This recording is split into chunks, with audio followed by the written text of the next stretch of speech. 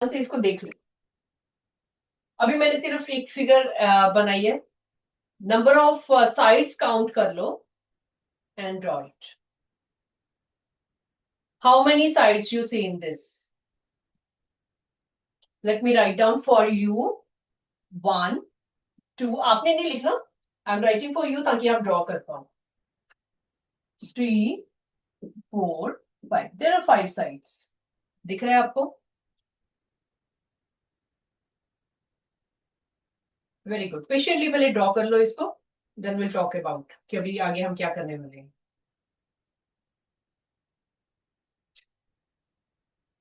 5 sides are there. Is it a regular figure? Raise your hand who say yes. No, it is not regular. You're right. आपको दिख रहा है कोई बड़ी है साइड, कोई छोटी है, क्लियरली पता चल रहा है। No need to measure, but आपको साइड से पता चल रहा है उसका। स्मॉल ड्रॉ किया, third side is very small, one is largest, but I see, so it is not a regular figure. Okay, this is irregular. Now we are going to extend the sides. इनको धीरे धीरे extend करो sides को। एक एक side को extend करते हैं जो ऑर्डर में।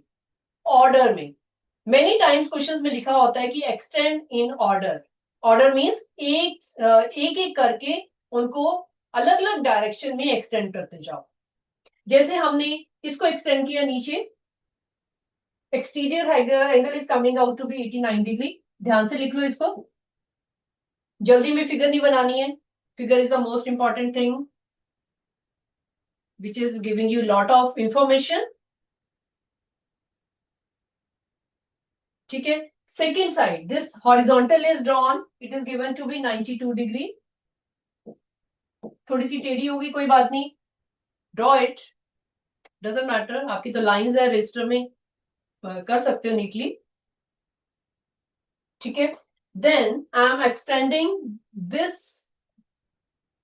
साइड, इसको मैंने ऊपर एक्सटेंड कर दिया। I am taking it as 20 degree, बहुत छोटा सा एंगल है। बीच में 1 2 3 आपको लिखने की जरूरत नहीं है बेटा। ठीक है, ये मैंने आपकी नॉलेज के लिए लिखा था।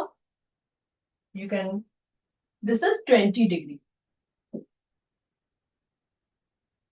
How many sides we have extended till now? 1 2 and 3। अभी सिर्फ 3 एक्सटेंड किए हैं हमने। ठीक है, now 2 more are to be extended. Please extend this also. This is given 85 degree. And one more, last, we are extending this one. This is x degree, which is unknown.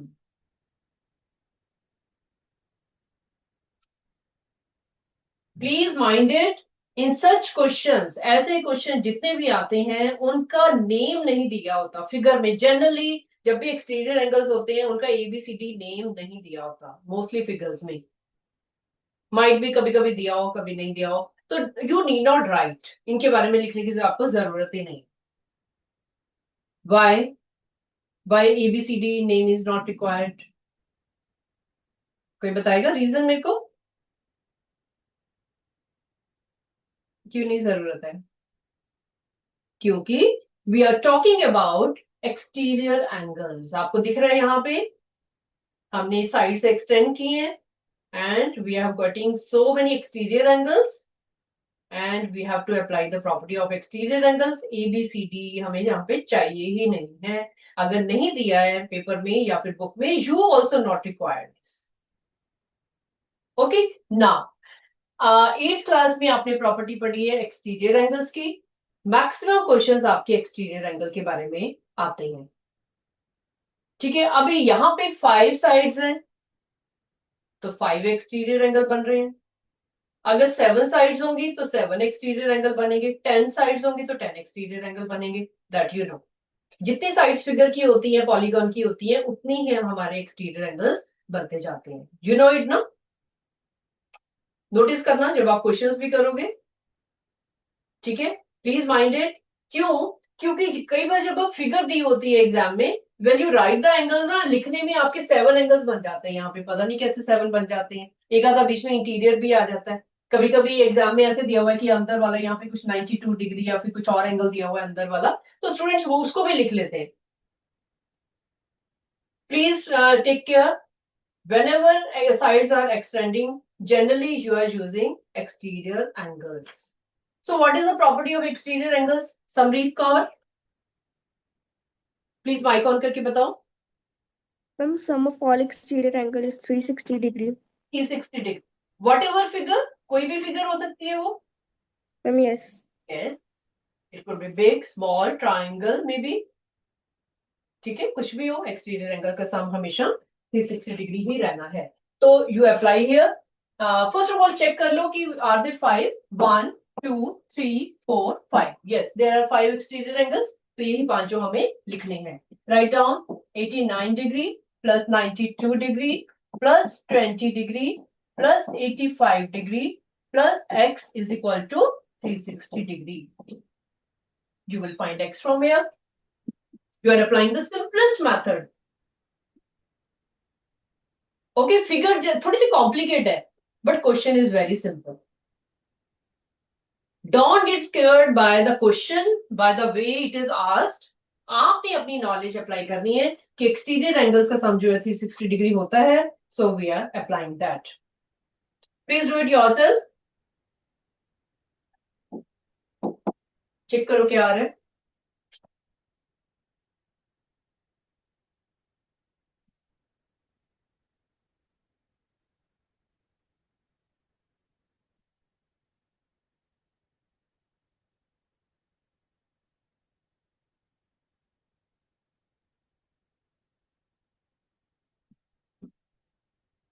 Is it coming out to be 74 degree? Raise your hand who have done 74 degree. Are you getting? Very good. Everybody do. Yes, good. I can see many hands. Very good. So 74 degree is the final answer.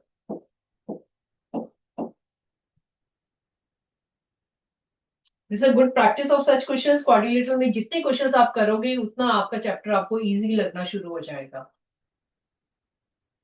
Okay, few things are there जो बार बार वही चीजें आपसे पूछी जाती हैं, so you have to see कि what thing is applied in which question. Second question is draw a diagram once more, I would like to clear it. I think सबने कर लिया है। सेकेंड क्वेश्चन,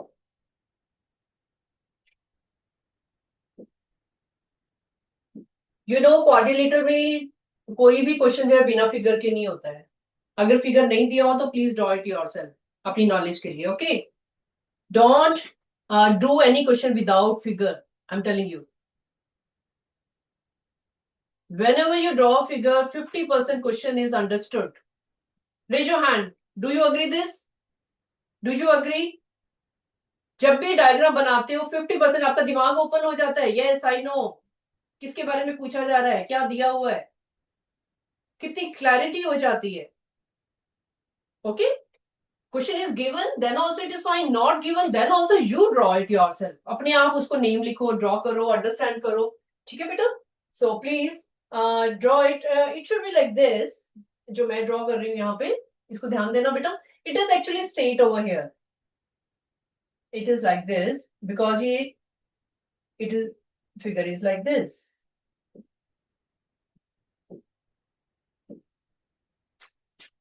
सेंटर वाला जो diagonal है that is straight, even this is also straight. A M B E, it is given A M B E is a rhombus. It is given to you. Rhombus, rhombus की properties हमने की थी। अब I told you rhombus में क्या होता है।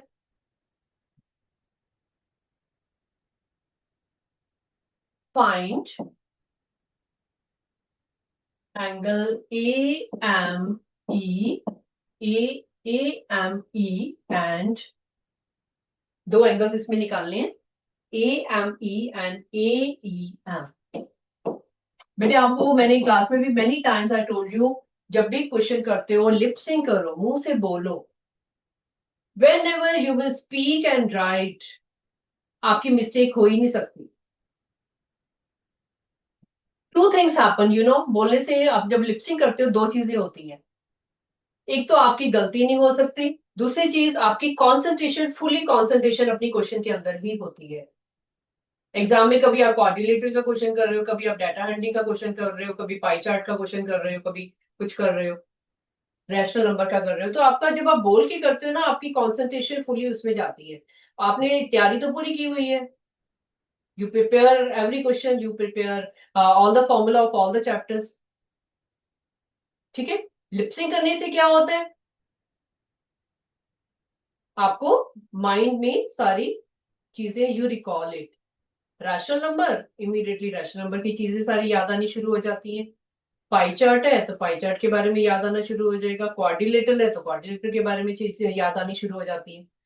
ठीक है, कॉन्सेंट्रेशन इंक्रीज हो जाती है। In every subject you try this method. One more thing is there, इसकी एक और बेनिफिट ये है, सम टाइम आप पढ़ रहे होते हो या फिर एग्जाम की तैयारी कर रहे हो, सराउंडिंग में आपकी डिस्टर्बेंस हो रही है, कहीं माइक ऑन है या फिर कहीं से आपको आवाजें आ रही है, डिस्टर्बेंस आ रही है। सो उससे क्या होती है, आपको उन चीजों से फर्क नहीं पड़ता।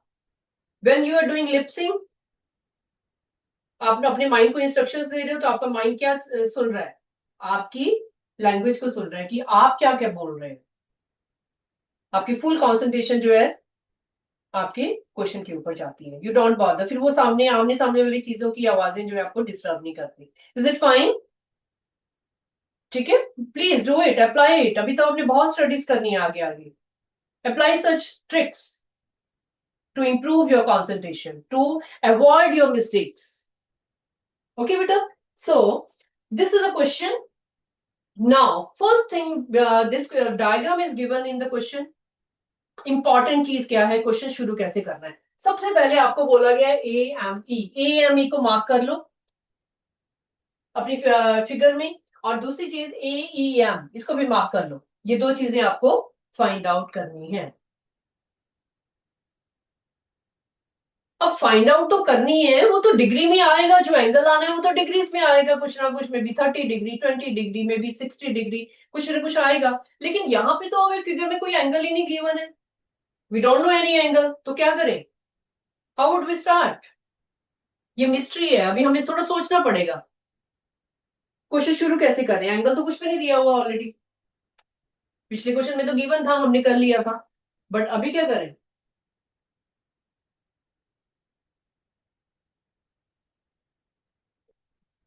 अभी क्या कर सकते हो आप,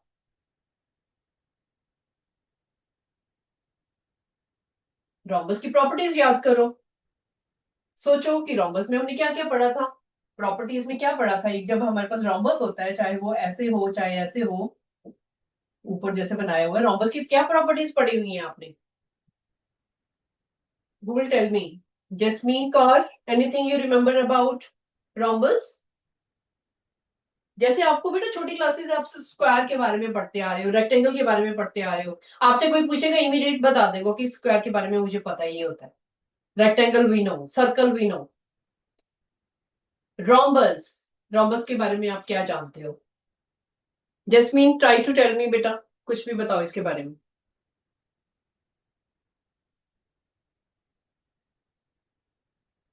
ऑडियो ऑन करो। Avneet, will you be telling me. जब ऑल एंगल्स इक्वल होते हैं रोम्बस के। रोम्बस के ऑल एंगल्स इक्वल होते हैं। Ma'am yes, angles and sides. No, angles नहीं, साइड्स इक्वल होती हैं। रोम्बस की साइड्स इक्वल होती हैं, एंगल्स इक्वल नहीं होते हैं। अगर उसके और एंगल्स इक्वल होंगे फिर तो वो स्क्वायर ही बन जाएगा। राइट इज, डायगोनल 90 पर बाइसेक्ट करते हैं। हाँ, डायगोनल्स क्या करते हैं। 90 पर बाइसेक्ट। Very good, 90। ये प्रॉपर्टी ये बिल्कुल ठीक है, ये प्रॉपर्टी आपकी बिल्कुल ठीक है। आपको याद है कि जब हमने रोम्बस की प्रॉपर्टीज लिखी थी, मैंने आपको बताया था कि रोम्बस इज अ पैरेललोग्राम। अब एक चीज याद कर लो कि रोम्बस जो होता है एक पैरेललोग्राम होता है, तो पैरेललोग्राम में क्या एंगल्स इक्वल होते हैं सारे। जिनको लगता है नो, और हाथ खड़े करो फटाफट से बताओ मेरे को। पैरेललोग्राम में एंगल्स इक्वल नहीं होते। Parallelogram is different. इसी तरह रोम्बस में भी एंगल्स इक्वल नहीं होते। प्लीज रिमेंबर एंगल्स की प्रॉपर्टी को याद करो। डायगोनल आपको याद हो गया है। यू आर टेलिंग मी कि they bisect each other at 90 degree, that is perfectly alright. ठीक है, आप एक चीज याद रखो कि रोम्बस इज अ, यहाँ पे लिख लो, इसी में लिखो जहां पे आप कर रहे हो ना, right down the note. Rhombus आप बार बार भूल जाते हो, many children they forget it, क्योंकि ये कभी कभी यूज होता है। सडनली किसी क्वेश्चन में रोम्बस आ जाएगा, सडनली किसी क्वेश्चन में काइट आ जाएगा, ट्रेपेजियम आ जाएगा। You hardly use these figures, इसलिए वो माइंड से स्किप हो जाते हैं। ठीक है, तो please write down note. First is rhombus is a parallelogram. पहले तो आपको ये पता होना चाहिए, इससे आपको ये पता चल गया कि पैरेललोग्राम की सारी प्रॉपर्टीज रोम्बस के अंदर हैं। ठीक है, उसके बाद ऑल साइड्स आर इक्वल। ये हमने सेपरेट प्रॉपर्टी लिखी थी, क्योंकि हम पैरेललोग्राम में तो इक्वल नहीं होती सारी साइड्स, लेकिन रोम्बस में होती हैं।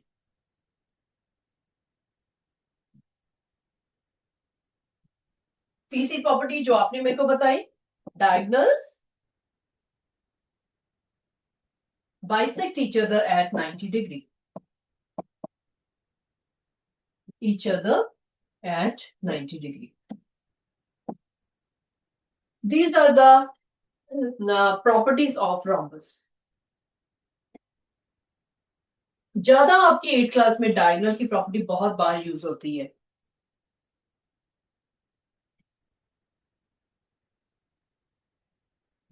और जो आपकी साइड्स वाली है वो आपको वैसे ही याद रखनी है कि रोम्बस जो होता है उसकी में सारी साइड्स इक्वल होते हैं, लेकिन उसके एंगल्स नहीं इक्वल होते, क्योंकि वो एक पैरेललोग्राम भी है साथ साथ। ठीक है, so these are the properties. तो इनमें से फिर क्या यूज करें, ऊपर वाले क्वेश्चन में हम क्या यूज करें, कौन सी प्रॉपर्टी लगाएं, ताकि हमें थोड़ा क्वेश्चन तो शुरू हो ना, हमें एंगल कैसे पता चलेंगे। ये दो एंगल निकालने के लिए हमें थोड़ा सा तो क्लू चाहिए ना, समथिंग टू स्टार्ट। कहां से शुरू करें क्वेश्चन। एंगल्स निकालने हैं हमने, तो साइड से तो हमें कोई मतलब ही। हाँ, somebody is telling me, write down. यहाँ पे 90 डिग्री लिखो, ये आपका 90 डिग्री है। ये पूरा आपका 90 डिग्री, ये आपको पता चल गया है। अभी अभी आपने प्रॉपर्टी में लिखा है अंदर। ठीक है, और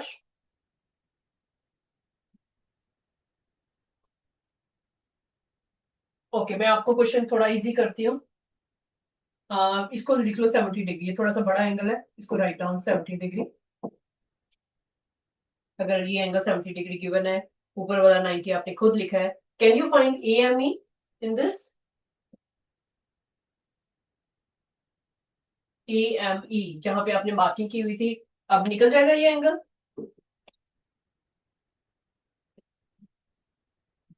yes, you can do it. अब देखो, पूरी की पूरी फिगर में, पूरी की पूरे रोम्बस में आपको ये भी पता चल रहा है कि ये एक ट्राइंगल है, इसको ट्राइंगल की फॉर्म में देखो। लुक एट ओनली दिस, इसको ऑब्जर्व करो। ठीक है, तो ए एम ई निकालने के लिए हम क्या करेंगे, टू एंगल्स आपको गिवन है, तो क्या आप थर्ड एंगल निकाल सकते हो। Please find out in triangle. I am cleaning from here, यहां से, so that I can write, continue the question here. In triangle EMO, इसको O अपने आप लिख लो, अपने आप फिगर में, as per your requirement. Given नहीं है, बट आप खुद लिख सकते हो इसको, क्योंकि आपने यूज करना है। In triangle EMO 90 degree plus 70 degree plus angle EMO is equal to 180 degree. पता ही है आपको, ट्राइंगल में तीनों एंगल्स का सम 180 डिग्री होता है। तो what is EMO, please find out.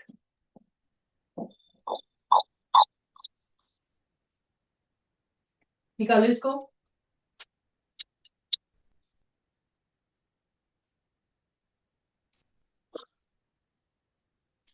Ma'am 200 answer. AMO बेटा, AMO अकेला 180 माइनस 160 आएगा ना, 20 degree. 20. AMO will be 20. AME will be equal to 20. एक एंगल आपका निकल चुका है। आपकी फिगर में आपको दिख रहा है कि जो एंगल AMO था वही वाला AME भी था। एमी नेम है ना, AMO या फिर AME। एंगल तो एम ही है, एम पे ही एंगल बन रहा है। यहाँ पे 20 है तो जब हम पूरा एंगल लेंगे तो भी वो 20 ही रहेगा। AME is 20। ठीक है, now come to AEM। Can you find this angle?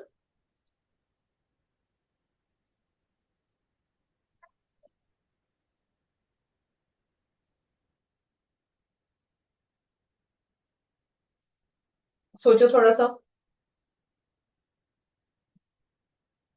Come to the other angle AEM।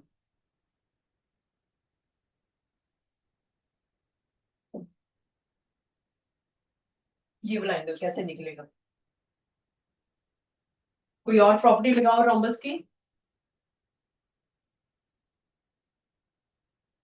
Okay, see here, ध्यान से देखो बेटा। आपको दिख रहा है यहाँ पे ये रोम्बस में AE is equal to AM। क्या ये दोनों साइड्स इक्वल है? AE AM के इक्वल है? ये दोनों साइड्स इक्वल है रोम्बस में? Yes ma'am. है, क्योंकि हमने बोला था कि सारी साइड्स इक्वल होती हैं। अगर ये दोनों साइड इक्वल हैं, इसका मतलब है कि angle AEM is equal to angle AME। किसी भी ट्रायंगल में आपको पता है कि किसी भी ट्रायंगल में जब हमारी टू साइड्स इक्वल होती हैं तो उनके अपोजिट एंगल्स भी इक्वल होते हैं। ये प्रॉपर्टी आपने की हुई है already. Right down the reason, angles opposite to equal side, opposite to equal sides. जब साइड्स इक्वल होती हैं उनके अपोजिट एंगल्स भी आपस में इक्वल होते हैं। तो अब आप मेरे को बता सकते हो AEM क्या होगा? कितने डिग्री का होगा AEM?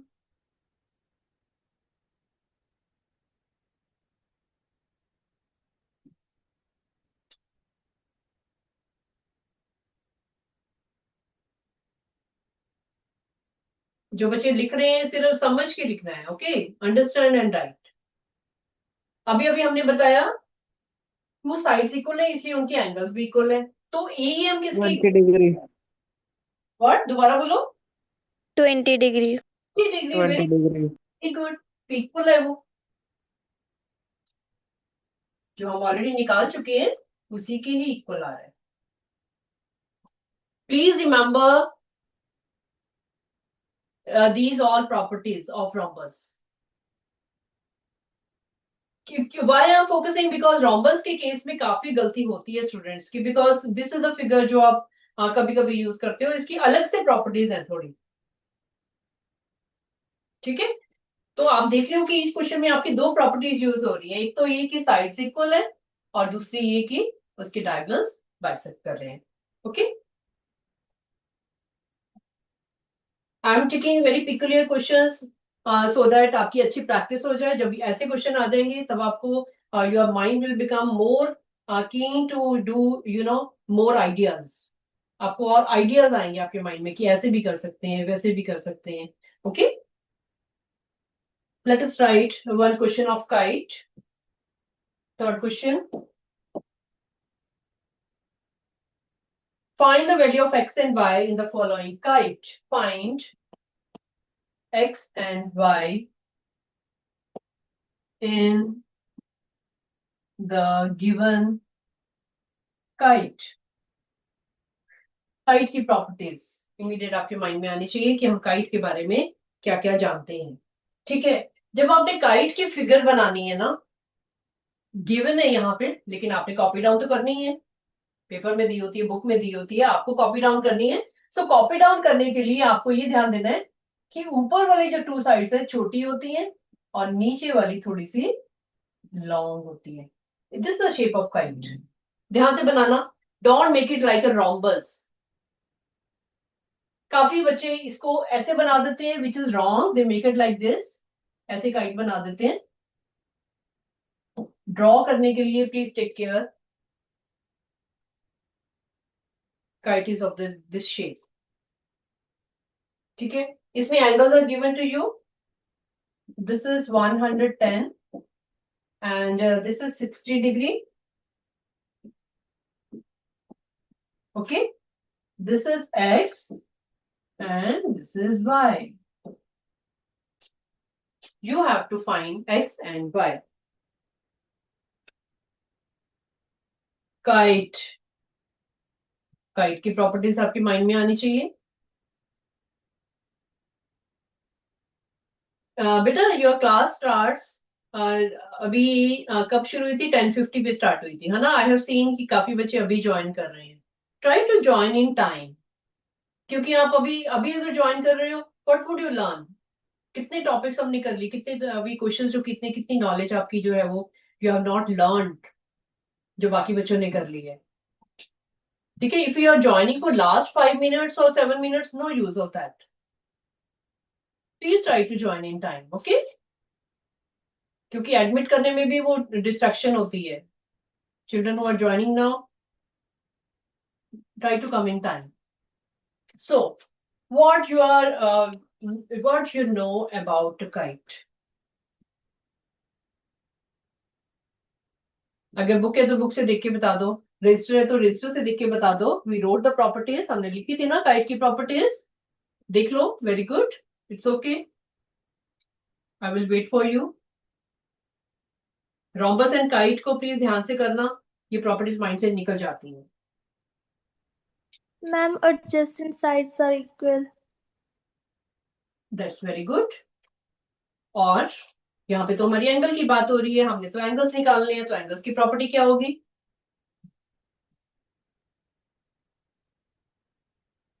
What you have learned?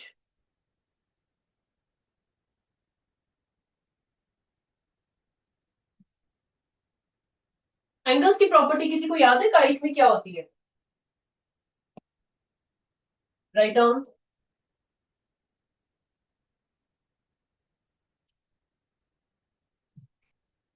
अब यहाँ पे एक प्रॉपर्टी मैंने आपको एंगल्स की लिखवाई थी कि angles opposite to longer diagonal,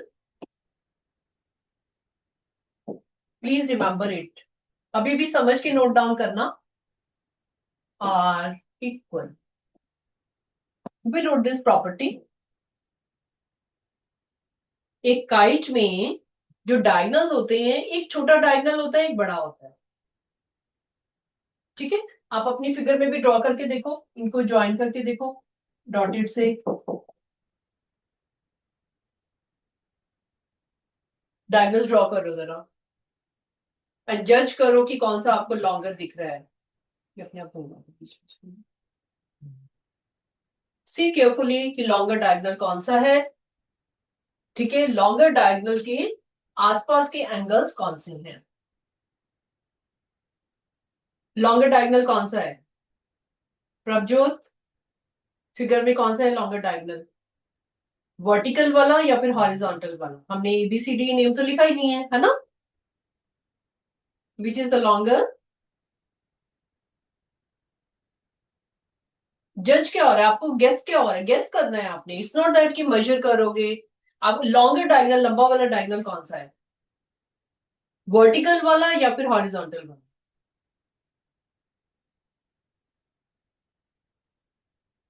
आपको दिख रहा है ना, यहाँ पे बहुत क्लियरली पता चल रहा है।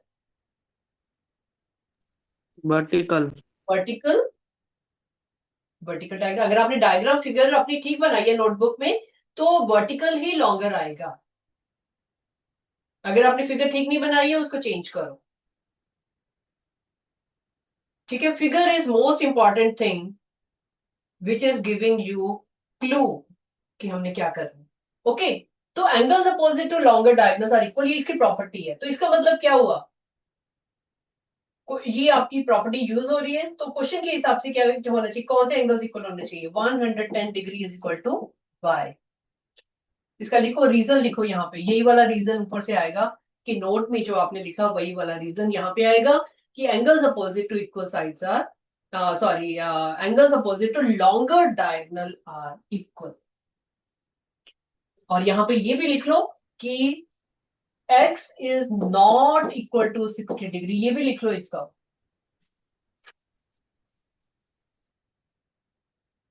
पैरेललोग्राम में जनरली हम ऐसे करते हैं ना कि ये इसकी इक्वल हो जाएगा, वो इसकी इक्वल हो गया, काम खत्म हो गया। बट काइट के केस में ऐसा नहीं होता। ठीक है, स्मॉलर जो एंगल है, there is no relation between them, relation किनका है, लॉन्गर डायगोनल के आसपास वाले एंगल्स का है। Till here it is clear. It means your y has come, y की वैल्यू आपको पता चल चुकी है, x की येट टू बी फाइंड। ठीक है, x की कैसे निकालोगे, नवरीत कौर, नवरीत माइक ऑन करो। How will you find x now. Yes, ma'am. Navreet हाँ जी बताओ बेटा, y आपके पास निकल चुके हैं, how will you find x now. Ma'am, by minus the y and the 60 degree. y and the 60 degree कहां से माइनस करेंगे, Ma'am, 110 degree minus 60 degree is equals to x. कौन सा फॉर्मूला लगा रहे हो, पहले फॉर्मूला बताओ मेरे को, फॉर्मूला कौन सा लगता है। ओके माइक ऑफ करो। सहज, सहज Jindal, do you know how will find x now.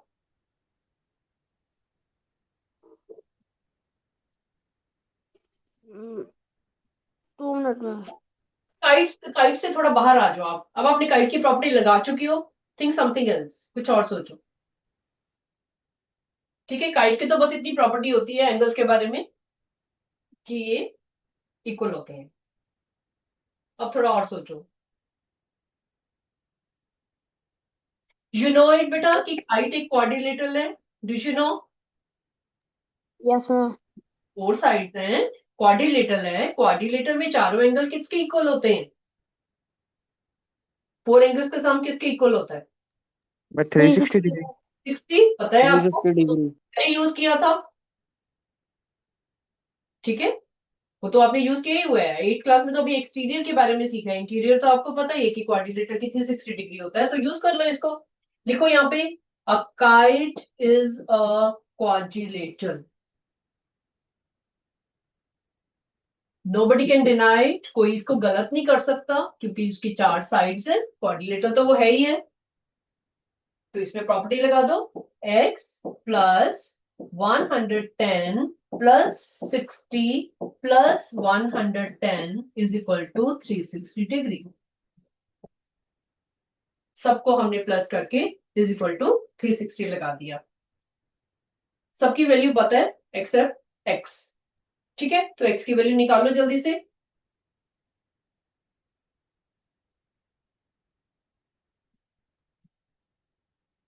Minus करके उधर ट्रांसपोज करो। 80 degree, ma'am. 80, who are getting, raise your hand,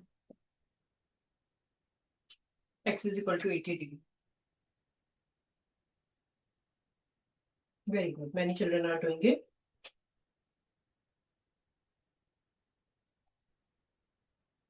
Good, this is the final answer. Okay, please do 2 questions every day. Last time I told you start with 1 question each chapter. ठीक है, जब आपको interest हो जाएगा, आपको लगेगा कि easy लग रहा है chapter, start picking 2 questions of each chapter. Okay. Class. So doing, this is a way to prepare.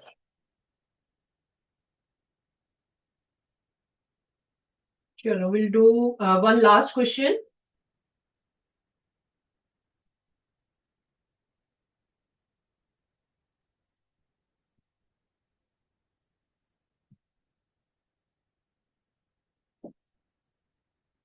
in a parallelogram,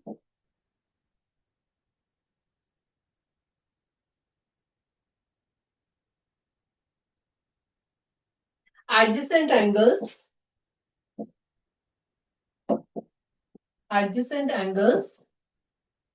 are in the ratio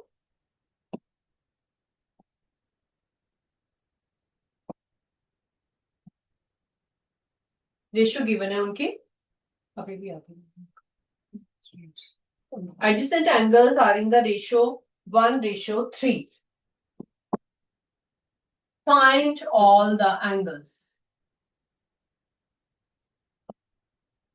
Find all the angles.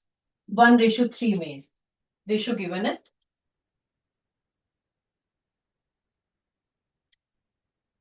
ठीक है. So parallelogram. What property you know about a parallelogram? क्या क्या पता है? Opposite angles. हाँ बोलो, दोबारा बोलो. Opposite angles are equal.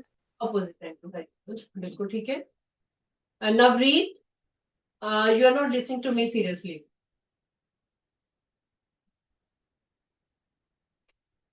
Please tell me what is the property of adjacent angles. Navreet, मैंने पहले भी आपसे पूछा था. Something I want to ask you. What is the property of adjacent angles in parallelogram? Figure is not given here in this question. But I told you, you have to draw your own figure. Okay? Please draw your own diagram of a parallelogram. You know, इसकी shape ऐसी होती है. अपने आप बना लो इसको. Question आपको easy लगना शुरू हो जाएगा. The moment you draw it,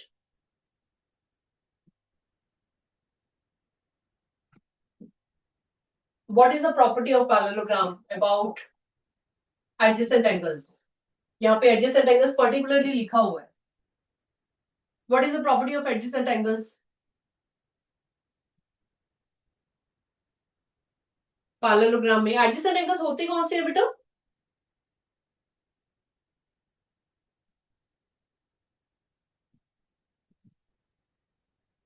These are adjacent, A and B, which has common side. B and C, which have common side. ये common side होगी ना उनकी BC. Similarly, C and D, जिनकी common side है. लिखो यहाँ पे, note लिखो पहले. Adjacent angles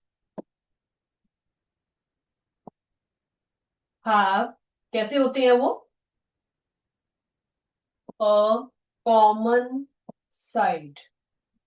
We are talking about A means एक common side होती है. दो एंगल जिनकी कॉमन साइड हो, इसको अंडरलाइन करो. और को भी अंडरलाइन करो और साइड को भी अंडरलाइन करो. ठीक है. दो एंगल जिनकी एक कॉमन साइड होती है उसको हम बोलेंगे they are adjacent angles. For example लिख लो यहाँ पे कौन कौन से adjacent angles. A and B. Angle A, angle B, फिर angle B, angle C, angle C, angle D, और डी के साथ कौन सा एडजेसेंट है और एंगल ए. ये सारे पेयर जो आए हैं आपके, सारे के सारे एडजेसेंट बन रहे हैं. एडजेसेंट का मतलब जिनमें कुछ ना कुछ कॉमन है. अब एडजेसेंट की प्रॉपर्टी क्या होती है पैरेललोग्राम में? Right of that also. इसको ए पॉइंट लिखो, एक बी पॉइंट लिखो नीचे नोट के साथ ही. एडजेसेंट एंगल्स आर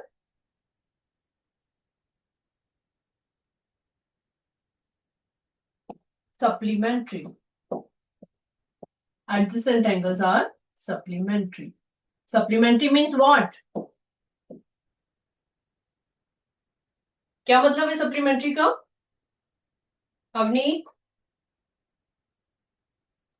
मैम उनका सम 180 है. का सम 180 है. ठीक है. A प्लस बी का सम 180 डिग्री है, B प्लस सी का, C प्लस डी का और D प्लस ए का. पेयर्स हैं, दो दो एंगल्स, उनको प्लस करते जाएंगे, उनका सम 180 डिग्री होगा. ठीक है. This is the note we are using in this question. अब आंसर पे आ जाओ. नोट लिख लो, उसके बाद आप आंसर पे फोकस करो. दो एडजेसेंट एंगल्स है, उनकी हमें रेशियो दी हुई है 1:3।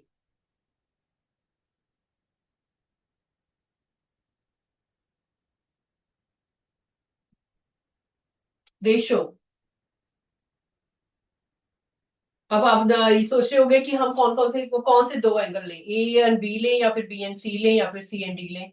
ऐसा कुछ नहीं है। आपने कोई एंगल के बारे में मेंशन नहीं करना, आपने सीधा यही लिखना है, right down the answer, let two angles be, two adjacent angles जो भी हैं, वो हमें नहीं पता वो कौन से हैं, एंगल्स बी, जो आपको 1:3 था क्वेश्चन में, तो आप लिखोगे 1x एंड 3x, या फिर इसको नॉर्मली x पे लिख सकते हो, x एंड 3x। हमें मेंशन करने की जरूरत नहीं है कि ए एंड बी है या फिर बी एंड सी है, बस दो एंगल की बात हो रही है, उनकी प्रॉपर्टी हमें पता है, प्रॉपर्टी लगा दो। Okay, so we are doing, their sum is 180 degree, ठीक है, इन पैरेललोग्राम। पता है आपको पैरेललोग्राम में क्या होता है? सारी प्रॉपर्टी को लिख लेना, जो भी ऊपर हमने नोट में लिखी है वो सारी प्रॉपर्टी लिखना यहाँ पे कंप्लीट करके। In parallelogram sum of adjacent angles are supplementary. जो हमने नोट में ए पॉइंट लिखा है वो सारा का सारा इसमें रीजन में आ जाएगा। ठीक है, अब तो आपको निकालना आता है ये, जल्दी से निकाल low value.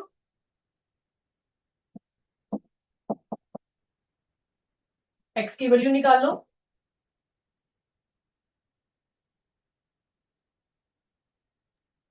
45 degree.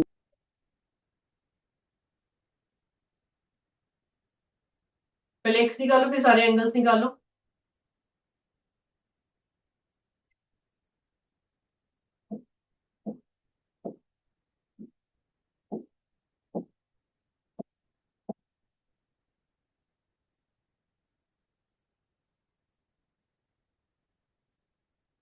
X is equal to 45 degree आ रहा है सबका? Yes, ma'am. Find out 3x। Yes, अगला भी निकाल लो। 135 degree. 135 डिग्री, बिल्कुल ठीक है। आपको दो एंगल पता चल चुके हैं पैरेललोग्राम में, क्या आप सारे एंगल निकाल सकते हो? Yes, ma'am. आओ,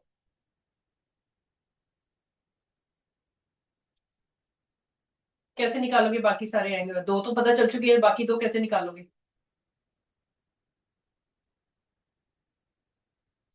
आपको पता है बेटा, पैरेललोग्राम में अपोजिट एंगल्स इक्वल होते हैं, पता है सबको? अपोजिट एंगल्स इक्वल होते हैं, ए सी के इक्वल होता है और बी डी के इक्वल होता है, पता है आपको? ठीक है, आपको एक एंगल 45 डिग्री पता चल चुका है, इसका मतलब है कि दो एंगल कौन से हुए, एंगल्स कौन कौन से हुए, 45 degree, 45 degree, 135 degree and 135 degree. दो एंगल्स इक्वल हैं, अगर अपोजिट एंगल्स इक्वल है तो फिर ऐसे ही होंगे ना, दो एंगल 45 के होंगे, दो एंगल 135 के होंगे। इसमें आपको ये तो नहीं बताने की जरूरत है कि 3x क्या था, x क्या था, या फिर b क्या था, c क्या था, कुछ बताने की जरूरत नहीं है। आपको चार एंगल निकालने थे, चारों एंगल आपने बता दिए। आपको दो एंगल अलग अलग निकल चुके हैं आपके पास पैरेललोग्राम में, तो अंडरस्टूड है कि एक एंगल यहाँ का निकला है, एक उसके सामने वाले का निकला है। क्योंकि पैरेललोग्राम में एक ऑब्ट्यूज एंगल होता है, एक एक्यूट होता है। दिख रहा है ना आपको? ये दोनों एक्यूट है और ये दोनों ऑब्ट्यूज है। Is it fine? Anything you want to ask? Okay, good beta, please revise this all. Okay, try to do new questions, apply your own methods. Okay, जितने अप्लाई करोगे प्रॉपर्टीज को उतनी ज्यादा आपकी प्रैक्टिस होगी। चलो, have a good day and revise this all. Okay, bye bye. Bye, bye, thank you all of you. ma'am. Bye, ma'am.